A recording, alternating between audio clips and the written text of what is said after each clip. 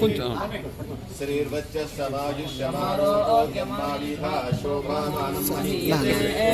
ధాన్యం ధనం పశుం బహుపుత్రలాభం శతసంవత్సరం దీర్ఘమాయుః పరిపూర్ణ శివానుగ్రహ ప్రాప్తిరస్తు. విశ్వనాథేశ్వర స్వామి పూర్ణ ఆరోగ్య ఐశ్వర్యాభివృద్ధి గారి కూడా వేసేయండి. పురుషేంద్రియ ఆయుష్యేంద్రియే ప్రతిష్టతి.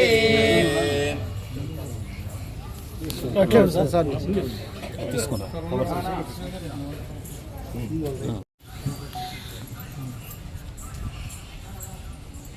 రెండు మాటలు మాట్లాడు సార్. ఇంకోసారి ఇప్పుడు సన్మానించడం బాగుండదు. రెండు మాటలు సార్ కింద ఎన్నో పదవులు గొప్ప పదవులు రావాలనేసి ఆ భగవంతుని కోరుకుంటున్నాను. డీసీ కమిషనర్ పోవాలా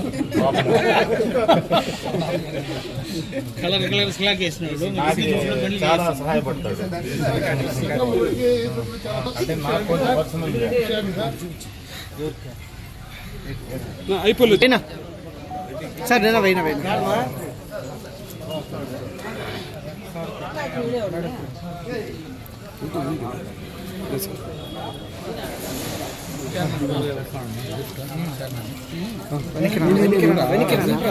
వెనక్కి మనకంటే వస్తాం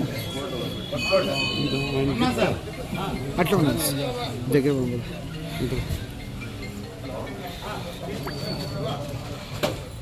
అర్చకులు పాలక మండలి అందరి తరపున అది గిఫ్ట్.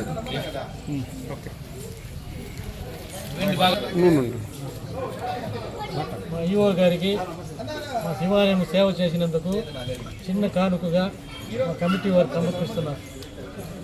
అర్చకులు అందరూ ఇచ్చినాం కదా డబ్బులు.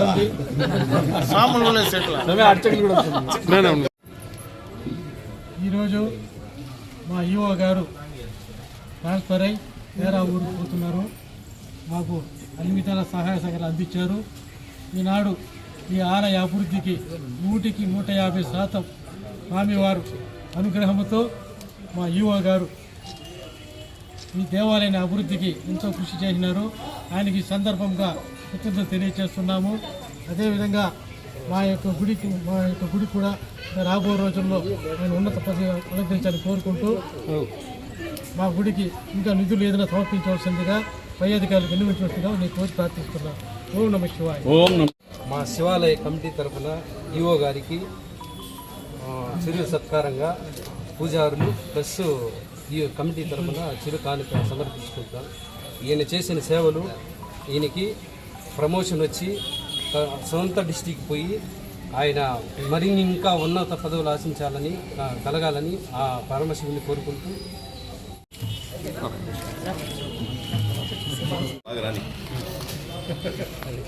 నెక్స్ట్ ఆయన ఈఓ కొంచెం ఉన్నా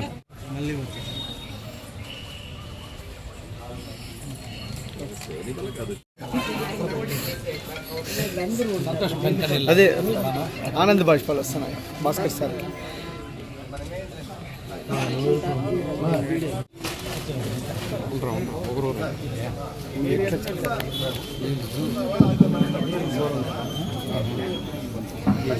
చేసి మీరు సాగు అన్ని విధాల సహాయక అందేవాళ్ళని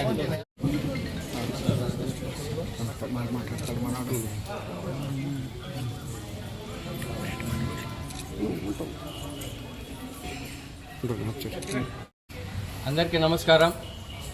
ఈరోజు మన కరుణాకర్ సార్ గారు ఈరోజు పదవి ఉన్నతమైన వేరే ప్రదేశాలకు పోతున్నారు. ఇప్పటి వరకు పలమనేరు పట్టణంలో ఉన్నటువంటి ప్రతి దేవాలయంలో కూడా వారి యొక్క సహాయ సహకారాలు ఎంతో అందించినారు. ఇదే విధంగా కూడా కొత్తగా వస్తున్న రమణ సార్ కూడా పాతవారే, వారు కూడా ఇదే విధంగా మాకు సహాయ సహకారాలు అందించి ఇక పలమనేరు పట్టణంలో పరిసర ప్రాంతాల్లో ఉన్నటువంటి ప్రతి దేవాలయంలో కూడా ఈవోల యొక్క ముఖ్యమైన కీలకమైనటువంటి పని వాళ్ళకు ఉంటుంది. వాళ్ళందరూ కూడా ఈ సనాతన హిందూ ధర్మానికి కాపాడే దానికోసం దేవాలయ వ్యవస్థను మరింతగా పటిష్టం చేసేదానికి ప్రజలకు భక్తులకు సహకరిస్తారని చెప్పేసి దేవస్థానం తరఫున కోరుకుంటున్నాం. ప్రసాదాలు పెట్టినారా మళ్ళీ వచ్చిన వాళ్ళు చెప్పిన మాట కమిటీ పెద్ద వెనకలరా.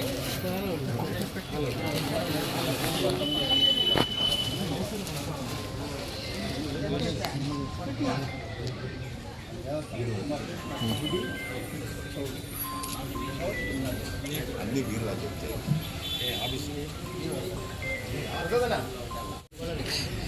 స్వామి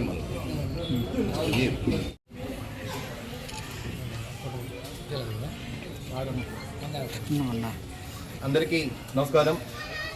ఈరోజు ముఖ్య అతిథులు మన యువ కమలాకర్ గారు. ఆయన ప్రమోషన్ మీద కర్నూలుకి వెళ్ళడం, ఇక్కడ ఆయన చేసిన సేవలు ఎన్నో బ్రహ్మాండంగా ఈ మన ఈశ్వరుడికి సంబంధించిన గోపురానికి సంబంధించి చాలా అమౌంట్ కూడా దగ్గరుండి ఎంత ఎస్టిమేషన్ అవుతుంది అనేసి తెలియజేసి ఇలాంటి కార్యక్రమాలు చేయడము. అదేవిధంగా మన గంగమ్మ గుడికి సంబంధించి ఈసారి చాలా బ్రహ్మాండంగా గంగా జాతర కనీవిని ఎరిగిన రీతిలో సార్ యొక్క ఆధ్వర్యంలో బ్రహ్మాండంగా చేయడం కూడా జరిగింది. ఎందుకంటే గత 5 ఏళ్ళ ముందు చూసుకుంటే కూడా ఈ సంవత్సరం మాత్రం చాలా ఎక్సలెంట్ గంగమ్మ జాతర. కానీ ఎన్నోసార్లు సార్ కూడా మాకు ఈ యొక్క టెంపుల్ని బాగా డెవలప్ చేయాలి, తర్వాత ఈ టెంపుల్ని బాగా, ఎందుకంటే గోపురం హైట్ అయిపోయింది, గుడి డౌన్ అయిపోయింది, కాబట్టి దీన్ని కూడా మనము మన ఎమ్మెల్యే గారితో గట్టిగా మాట్లాడేసి అమౌంట్ కూడా శాంక్షన్ కోసము చాలా కష్టపడినారు. కాబట్టి మా కమలాకర్ సారు ఇక్కడ నిజంగా ఇంకా ఉంటే ఇంకా బాగా డెవలప్ చేస్తుంటారు. సరే ఓకే, అయినా కూడా మన కొత్తగా వచ్చిన రమణ సారు గతంలో కూడా సార్ ఇక్కడ పనిచేస్తున్నారు. ఆయన ఆధ్వర్యంలోనే ఈ షాపింగ్ కాంప్లెక్స్ అన్ని జరగడము, అయినా సార్ ఉన్ననాలు బ్రహ్మాండంగా చేయడము, కొత్తగా మన ఈవోగా రావడం కూడా మాకు ఎంతో సంతోషంగానే ఉంది. ఎందుకంటే ఇద్దరికి డెవలప్మెంట్ చేసే మైండ్ ఉండే అధికారులు కాబట్టి వీళ్ళు రావడం మాకు ఎంతో ఆనందంగా ఉంది. ఇలాంటి ఉన్నతమైన పదవులు మనం ఎన్నో అనుకరించాలని దేవదేవుల్ని కోరుకుంటున్నాం సార్.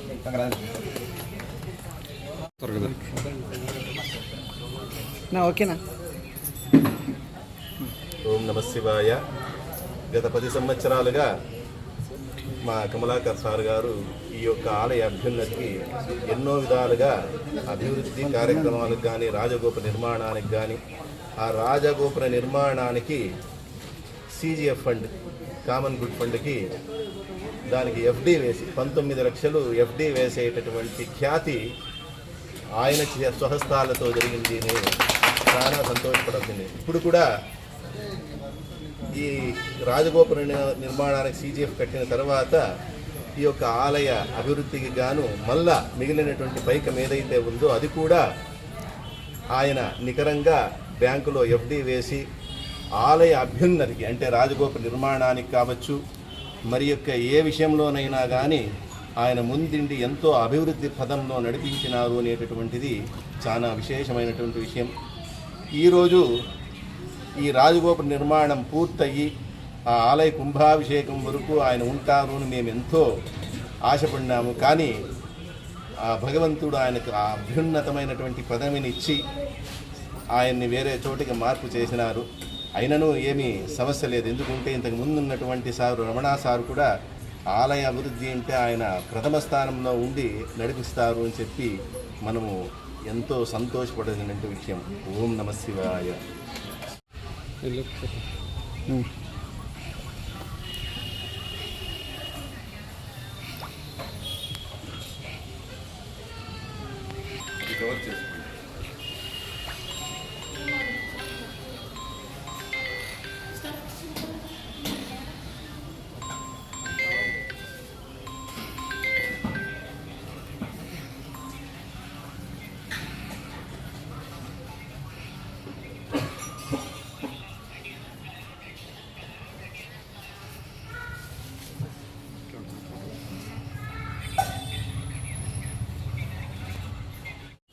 కమలాకర్ ఈవో సార్ గారు ఈరోజు ప్రమోషన్ మీద బయట వెళ్తున్నారు.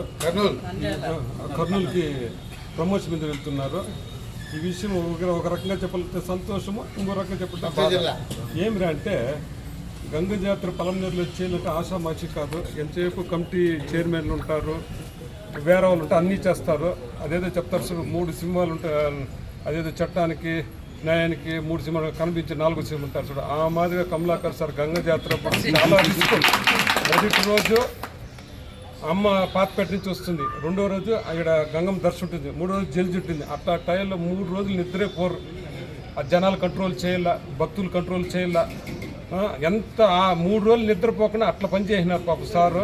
ఆ విషయంలో నేను అప్సెట్ చేయాలి. గంగ జాతర సక్సెస్ అంటే కమిటీ మెంబర్లు రూలింగ్ పార్టీలతో పోలిస్తే కూడా వీళ్ళ పాత్ర కూడా చాలా ఉండాలి. ఈ విషయంగా కమలాకర్ సార్ని అభినందించాలా. అలాగే కొత్తగా వచ్చిన వెంకటరమణ సార్ కూడా ఇంతకుముందు చాలా సాఫీ మనిషి, ఆ సార్ కూడా సూపర్ గుడ్. ఆయన కూడా రావడం మనకి ఇప్పుడు సంతోషం. ఓం నమః శివాయ. నేను 2017 జనవరి 7వ తారీఖు కర్నూలులో సెకండ్ గ్రేడ్ ప్రమోషన్ తోటి మొగిలి క్షేత్రంలో రావడం జరిగినది. మొగిలి క్షేత్రంలో కూడా నేను వచ్చిన 8 నెలలకే కుంభాభిషేకం కూడా చేయడం జరిగినది. తర్వాత సదరు దేవాలయం నందు కూడా భక్తుల సహకారంతో అభివృద్ధి పనులు చేయడం జరిగినది.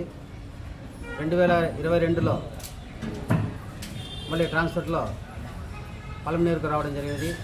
పలమనేరులో కూడా 2019 నుంచి ఇక్కడ ఇంతకుముందు పి రమణ ఈవో గారు చేశారు. తర్వాత ఇన్ఛార్జిగా నేను పనిచేశాను. 2022లో రెగ్యులర్గా పలమనేరు, తర్వాత పుంగనూరు, తర్వాత కుప్పం ఈ 3 గ్రూపులు కూడా చేయడం జరిగింది. మాకు ఈ సెకండ్ గ్రేడ్ వచ్చిన తర్వాత డిసెంబర్లో గ్రేడ్ 1గా ప్రమోషన్ వచ్చింది. ఈ గ్రేడ్ 1 పోస్టు చిత్తూరు జిల్లాలో లేనందువలన ఖచ్చితంగా కర్నూలు జిల్లాకు ట్రాన్స్ఫర్ చేయడం జరిగినది.